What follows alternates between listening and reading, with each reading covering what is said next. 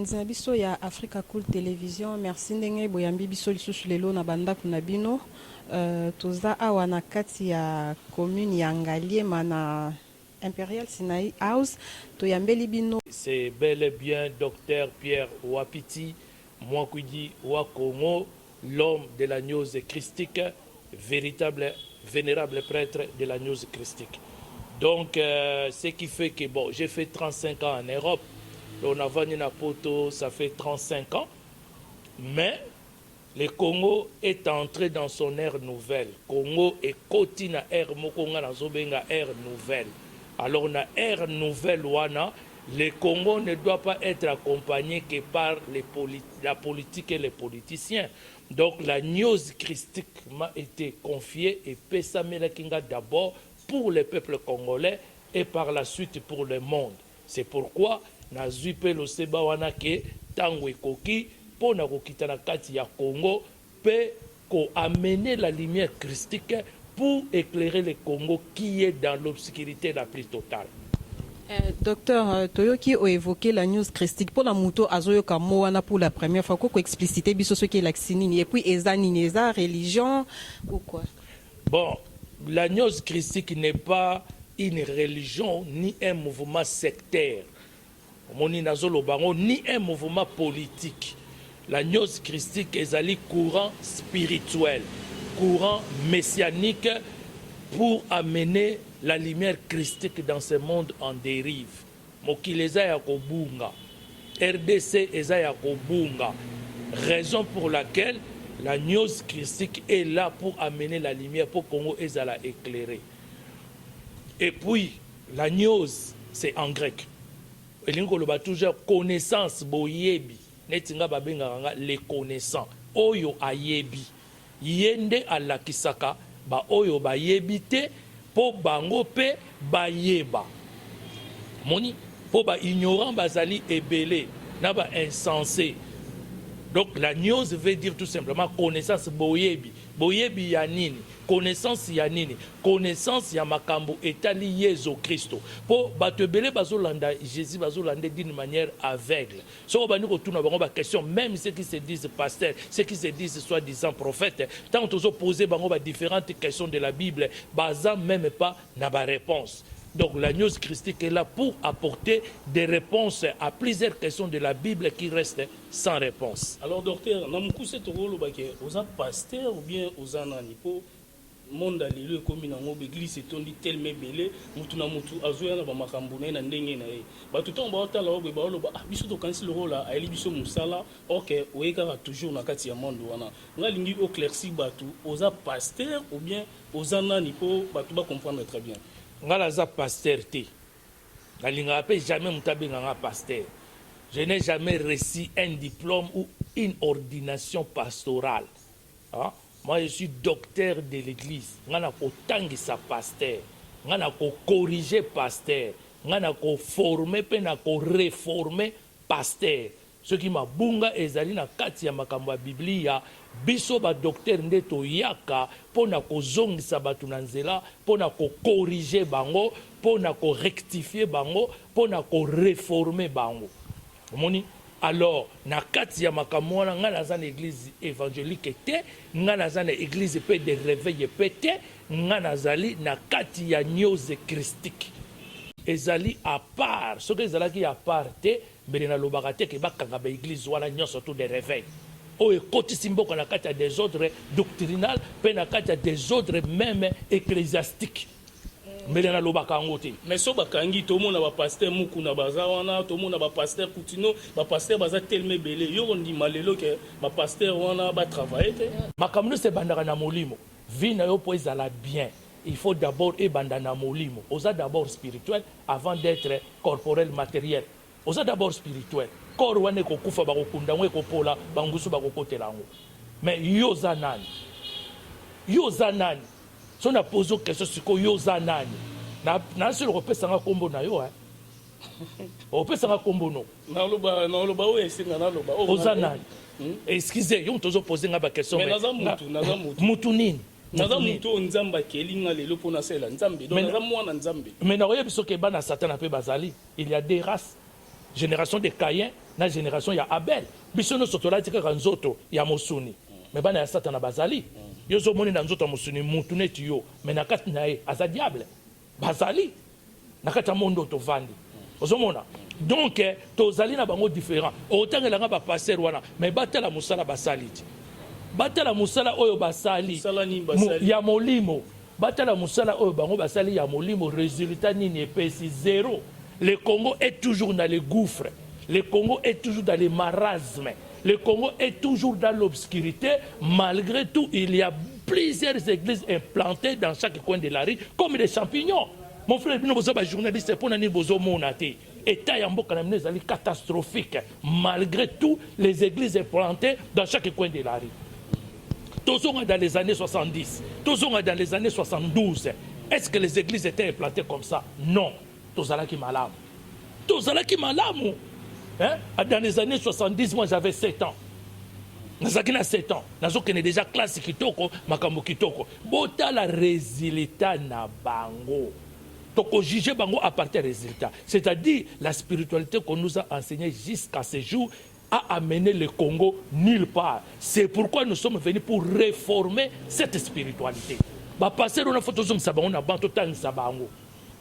Bayaka toujours poser bango ba question, baza na réponse té. Ngala ninga juste na comprendre pour en vous écoutant parler ezo kendeka na ndenge ya l'église. Siko différence nini za entre bino ba news Christi na ba église de réveil parce que église de réveil ya ki pona kola musabi so bino boye pona koper sa lumière. Apparemment bozo kendeka ndenge moko mais bo changer juste appellation. Tozo kende ndenge moko té.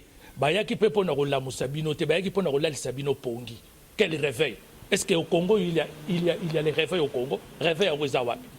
Kita na aéroport choya au monde na makambo ezole kana kati na bino bino bozana réveil te quel réveil ma sœur okoki kopesa kombo nyonso yo lingi est-ce que kombo eza ko refléter ba caractère na yo mais bino nyonso bozolo bela kaka tozali ndengi mokoti.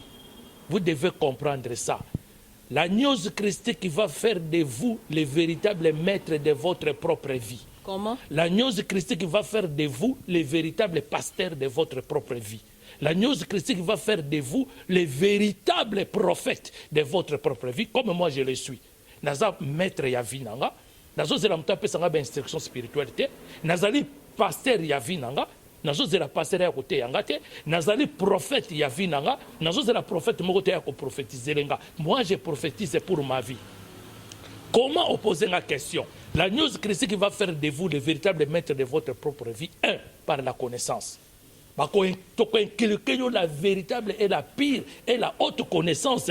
Les journalistes et RT de Sabenga Kiango, la haute connaissance sur la personne de Jésus le Christ. Alors, tant que vous avez connaissance, connaissance est quoi amener où? Et quoi amener maintenant à l'intégration avec l'esprit christique. Oyo bino bozo ko benga Saint-Esprit, bamusu bazo benga mpevia longo, bamusu bazo benga nyuma musambi, biso tozo ko benga esprit christique qui est descendu sur la personne de Jésus le jour de son baptême.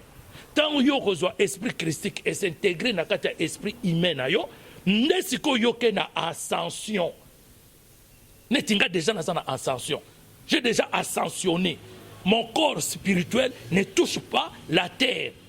Parce que vous voyez avec mon corps corporel touche la terre, mais à l'intérieur de moi, mon corps éthérique, mon corps spirituel ne touche plus la terre. Nasina ascensionné. Nasina ascensionné.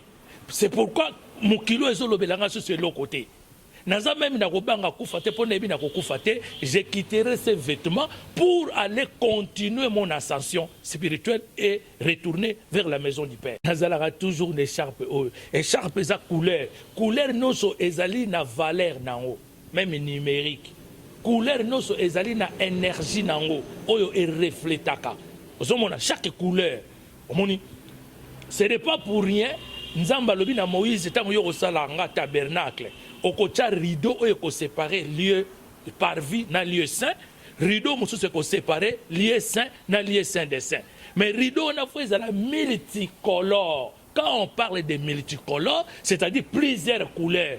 Mais pourquoi nous avons parlé sur multicolore? Pourquoi? Parce que chaque couleur reflète une énergie spirituelle. Alors, tant on a tchaka oyo, ezali signe ya sagesse et intelligence, signe ya savoir.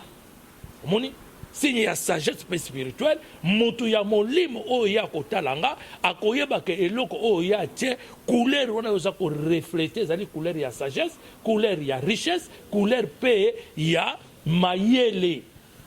Nazana droit ya mayele ya molimo et pénétrer esprit nanga. Je ne peux pas tout expliquer parce que biloko mosusu ezali biloko ya news christique. Oyo akoti na news christique netoko expliquer ye les différents signes babilembo.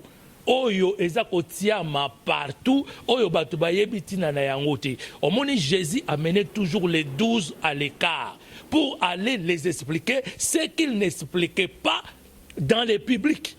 Omoni na public Jésus banako loba na ba parabole, mais akomema baye kolina ye pemeni abandi ko pesa bango ba explication ya ba différentes paroles. Ngana ko expliquer bino biloko nyonso te, soki oyo ko kotana kati ya nyonso christique maser nde yo ko nokoyeba. On a la titre zobenga ezali croix en cours. Monto azana kati ya makambo molimo nda koyeba croix en cours, ça veut dire quoi? Ça symbolise quoi? Toujours la même idée, il y a news christique. Tous les gens musulmans, bazana Coran, chrétiens, bazana Bible. Est-ce que vous avez news christique, besoin d'enseigner sur base de quel livre? Et bon, c'est aux hommes là, tu bêtimo Christ, hein? Christ, Jésus Christ. C'est une mauvaise appellation. C'est une mauvaise, très mauvaise. Jésus le Christ. Jean le Baptiste. Ça, c'est une bonne appellation.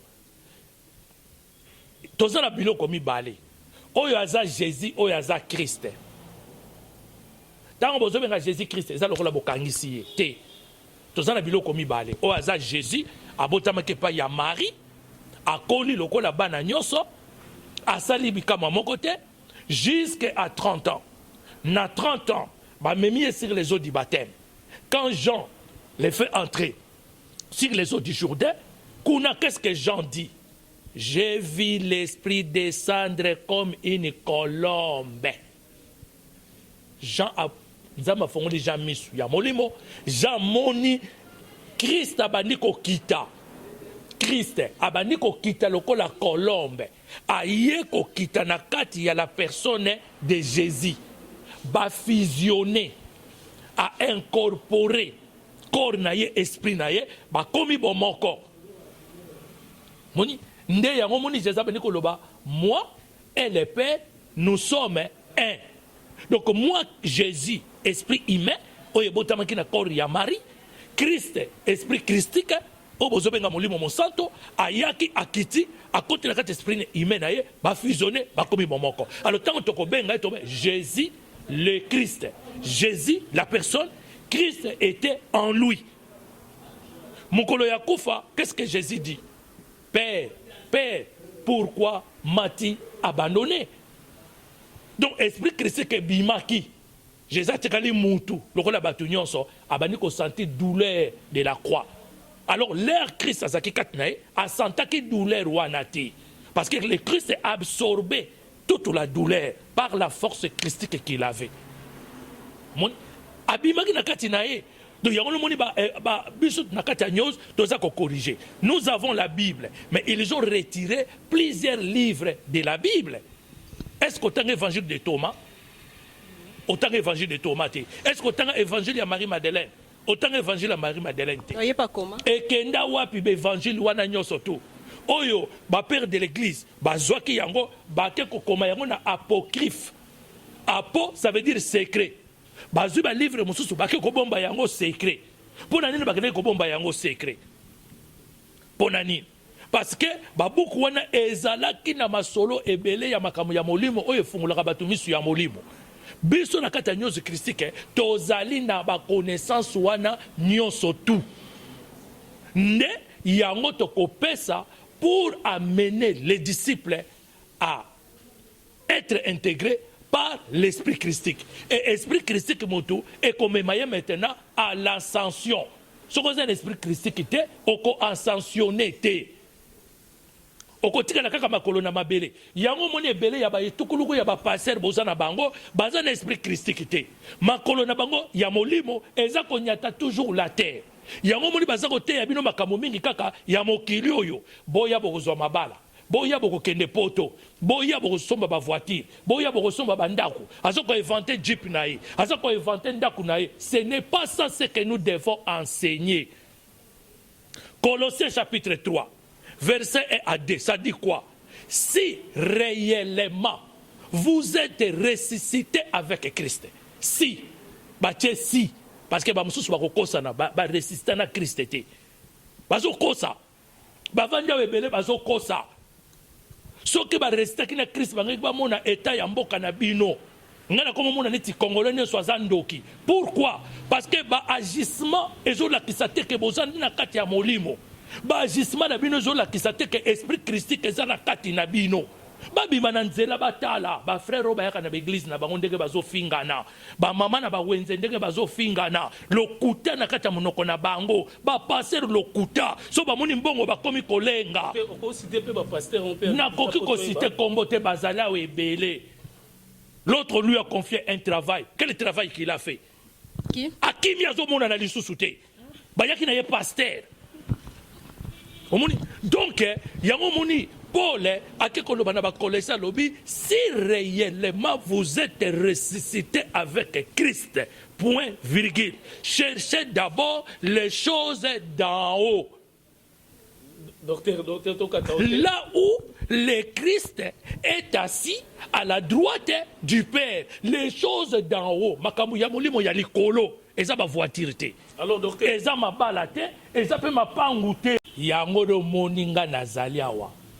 Le 12 septembre 2019 à la salle Virunga de l'hôtel Memling de 15h à 19h na kozala wana po na ko expliquer bino ba congolais comment ndenge ni lesengeli bo sala po mboka oyo ebima na kati ya gouffre. Naza ko invité bino nyonso entrée zali gratuit. Toza ko invité ba konzi ya mboka. Toza ko invité même Fumuwaji Tunga. Toza ko invité même ba parlementaire. Naza ko invité même ba généraux, ba policiers, ba force publique. Naza ko invité même ba mouvement associatif. Naza ko invité même les 24 bourgmestres de 24 communes. Naza ko invité même la gouvernorat de cette ville. Baya ko assister na kati ya conférence. Pour conférence nous allons parler sur l'avenir de la RDC. Donc, quel est l'avenir? Ce qui bondimi le Congo va à son éclat. Ce qui bandimi news christique ou bien ce bandimi ni. Oyo tokoloba na bango oyo wuti na kati ya news christique. Ce qui bango bandimi gloire à Dieu. Ce qui bondimi te. Ma sœur, mon frère, ma frère, ce qui bondimi te le Congo va à son effondrement. Toujours expliquer bino makambo. Ce qui bondimi te le Congo va tout droit à son effondrement. Bakondima oyo ngai na kolakisa na bango parce que mon frère, en 2011 la news christique m'a été donnée pour le Congo. Ça m'a été donné. Le Congo a besoin de moi. Moi aussi, j'ai besoin du Congo. Mon frère, chaque chose a son temps. Chaque Naebisaki Bango, bon, président Kabila Kabang, ex-président, a gagné en 2018. Après 2018, a cause na pouvoir. Il faut Atika. Ce qu'il a continué à pouvoir et qu'on tourne les mabe, na famille na ye, biologique, na famille politique na ye. En 2018. Bamoni Raïs atiki pouvoir te atiki pouvoir na lobaki na bango pouvoir esengeli ezonga epa ya baluba. J'ai été le premier. Pouvoir il faut zonga pa ya baluba. Pour mon Congo zoki pouvoir c'est la personne de Kasavubu. Mongana zoki pouvoir c'est la personne de maréchal Mobutu Sese Seko. Et puis basoyé le baye ko pouvoir sur la personne de Mouzé Laurent Désiré Kabila et puis Joseph Kabila a fait la continuité de cela. Et Tikali tribu moko Luba. Sikoyo, pouvoir de Sénégal sont pas ya Luba pour faire l'équilibre. Déjà, ils ont dit déjà, pas Baluba. Ils sont pas ya Baluba. Donc, quand j'avais dit ça, traité qui ngaï de collabo. Na poto ba traité qui ngaï de collabo. Mais non, moi je suis en train de vous donner des révélations. dans des choses spirituelles, je suis ni Moulouba, je suis ni de Bandundu, je suis ni du Congo central. Dans les choses spirituelles, moi je suis tel que je suis. Le président de la République, Félix Tshisekedi, pouvoir un jour pour récompenser ce que son père, Papa Tshisekedi, avait fait. N'a pensé que même pas le président de la République. Première fois, il y a Rassop, président de Rassop. Deuxième fois, il y a président de IDPS. Troisième fois, il y a président de la République. Mais j'avais déjà annoncé cela. Hein? On reconnaît un prophète quand il dit les choses ça s'accomplit. Il y a un Kisanabino, Oyo et Outin Académie Céleste. Nengani ni Congo et Sala pour voir les jours meilleurs. Ce qui beaucoup yokate, ngana kokangaka Biblia na zongi na poto, mais na kopesa mino date ya effondrement ya Congo. Le Congo va tout droit dans son effondrement. Alors, tokoki ko empêcher effondrement wana. Soki tokolanda oyo ngana ye nango. Misala ezate bozonyo comme parce que vous payez le karma. Vous payez karma, mabe oyo ba papa ba salaki yango oyo ezongeli bana. Alors bana siko faut basala quelque chose pour nettoyer leur karma. Faut pas se purifier. Yango eloko oyo ngana ye nango. Yango eloko ngana ye nango, ngana le Congo ko se purifier pour modifier karma na ye. Tu peux modifier ta destinée. Ce qui ndoka ko changer destinée na yo.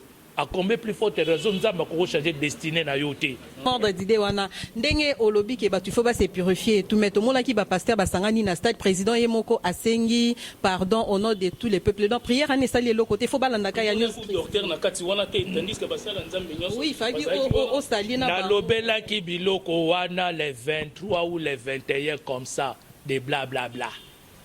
Bazo ko conduire ba konzamboka na ba erreur pona ko tirer ba enveloppe wana ba pasteur église de Réveil ba pasteur wana na lobela ka yango na lobela ki yango wana ezali biloko ya ba bla bla bla tokota la suite nango lelo bazongi na ba occupation na bango ba mendiant les pasteurs mendiants qui baza ko courir derrière ba homme d'état derrière ba homme politique pour ba tirer ka ba enveloppe ba conduire ka bango mal.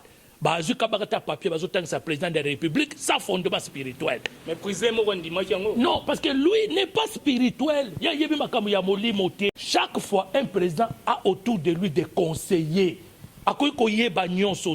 Il a des conseils en matière politique, il a des conseils en matière économique, il a des conseils en matière internationale, il y a politique internationale et tout. Alors quand il a un problème, il va appeler tous ces gens-là. Si c'est en matière économique qu'on doit traiter, alors les économistes, Monsieur le Président, si on fait ça, nous pouvons nous en sortir économiquement. Si on a un problème, il y a politique internationale, à Kobenga conseiller en matière de politique internationale. Comment il va faire? Comme en matière spirituelle. Tant on a d'autres bateaux, nous sommes entourés na oseka. Bateau na bakolinga mutu musu soit kotate. Surtout si on a dit que mon toit n'a pas les mingi parce que nous à Razabo on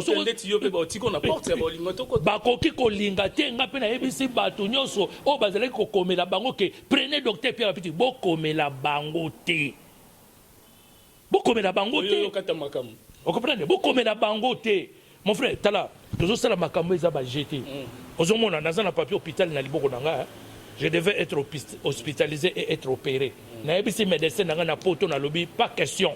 Pesanga bakalma na kende Congo na kende ko sala conférence oyo tango na ko sa conférence oyo nenga na ko zonga o sala intervention chirurgicale wana vous comprenez donc ça va blague.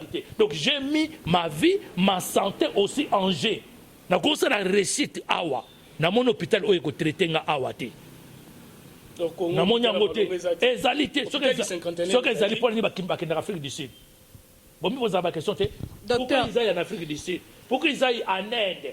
Parce que l'eau est coquille vide. Docteur, yo lobi ke oye awa pona ko révolutionner makambo et tout mais cadre oyo poni pona conférence no wana est-ce que au monde a été qu'ils a réservé la catégorie moboye ya batu pourquoi pas au luka ki atasta des martyrs parce que muto kingasanya ko ya même ligne té déjà à apparemment yo morope au poni moi aya même ligne té pona ni même ligne des obangisa oui na yebi batu mingi babangaka Tamsu koka ono melaki yango awa na Sinaïm aus okoko melango pe na même ligne. Non, mais c'est on ezali ouverture ya news christique. Yango monaki to nalingaki ouverture ya news christique to sala yango na cadre moko boye apaisé. Simana yango toko banda maintenant manifestation publique. Tina na Saint-Thérèse toko koma, tina stade de martyrs toko koma.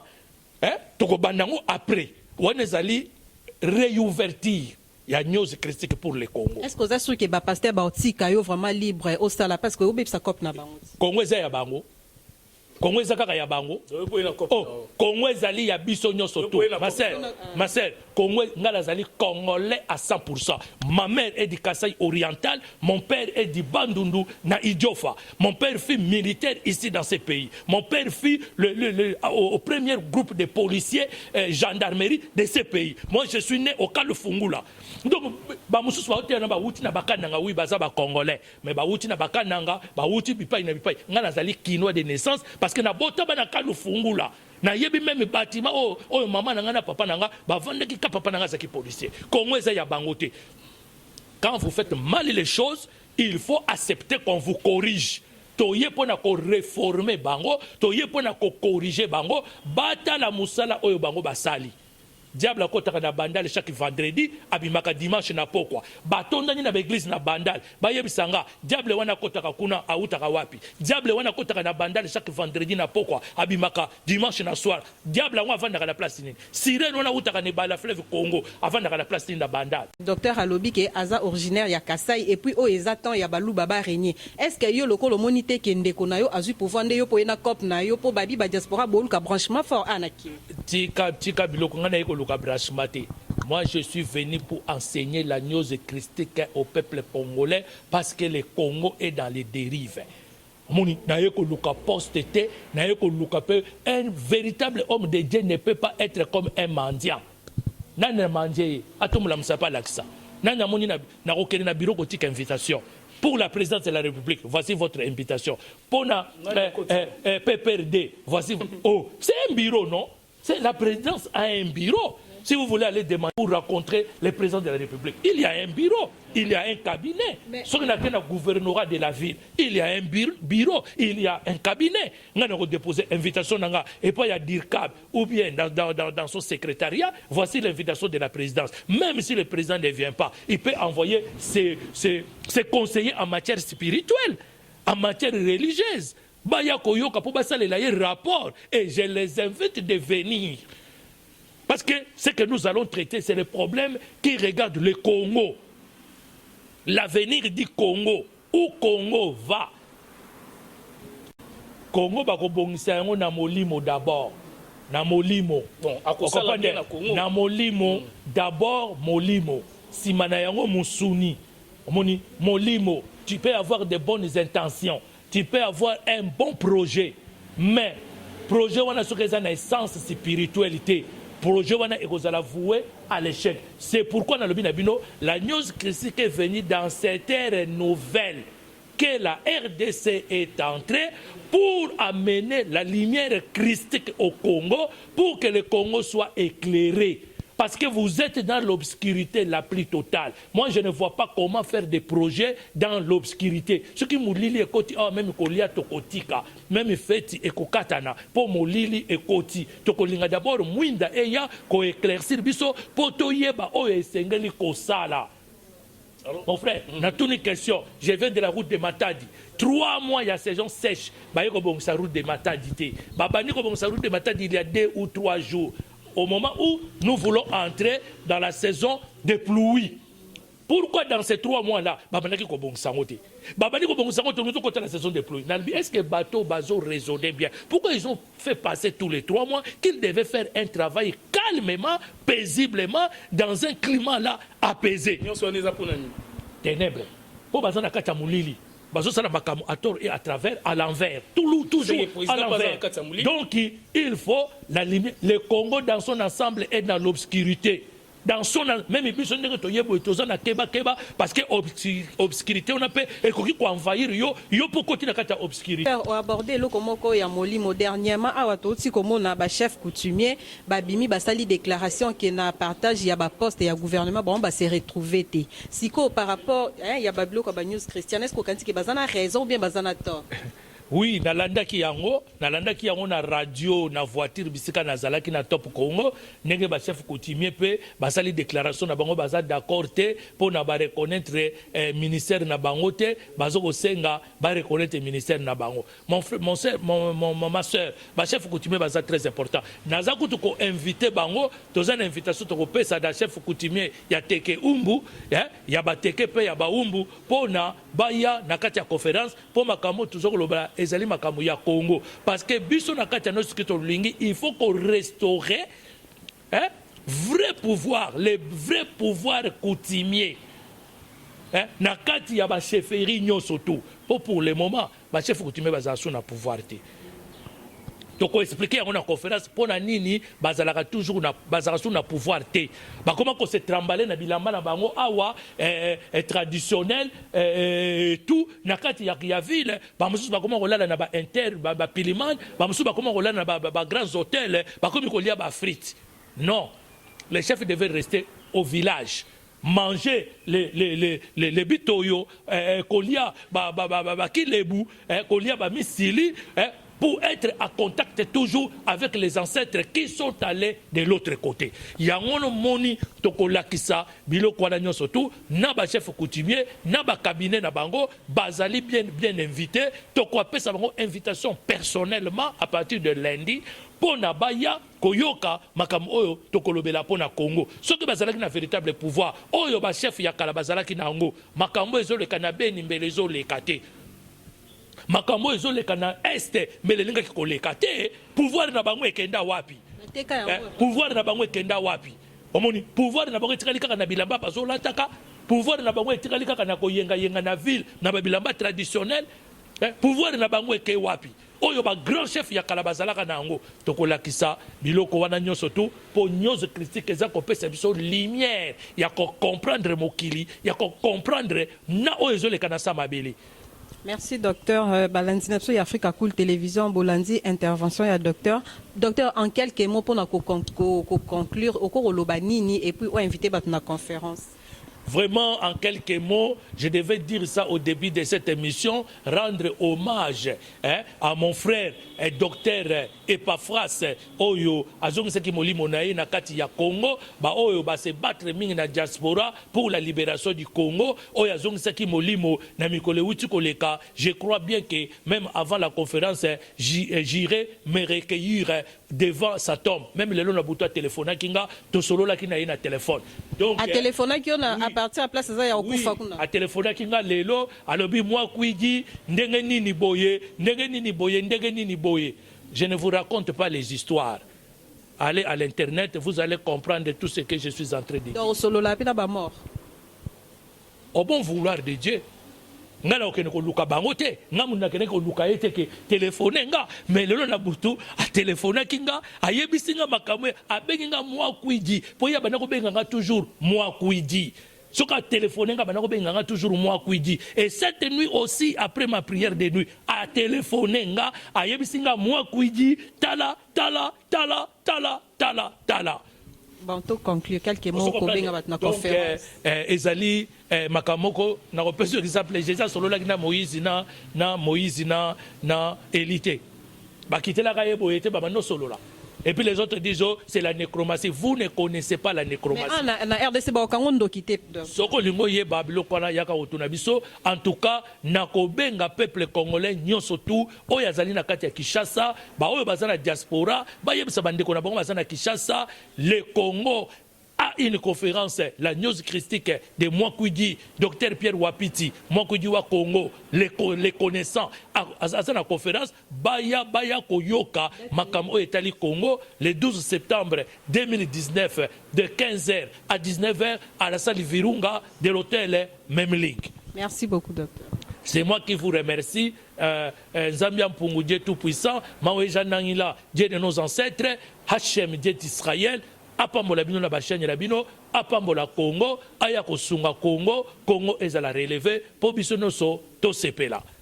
Cool Télévision, je crois bien Bolandi intervention à pasteur nde tolobaka chaque fois ba question eza ya biso maluba eza ya invité o nyonso ebimi ça n'engage que lui bost abonné belé na chaîne abso Africa Cool Télévision bozanga te na conférence o organisé les 12 na hôtel Memling pour na numéro pour na bato o bazana besoin ya ko contacter 243 84 84 35 762 243 84 84 35 762 wana eza numéro ya docteur Wapiti mi dejo la mama de 3 wina kata Pretoria Tantine Wistia mbilo moko bomoni ndenge musala ezo évoluer kitoko Trésor a dit ma mère na kata Gombe merci na ba soutien au bozo continuer kopesa biso Papé Merimbachi merci na onyo so bozo sela biso à suivre.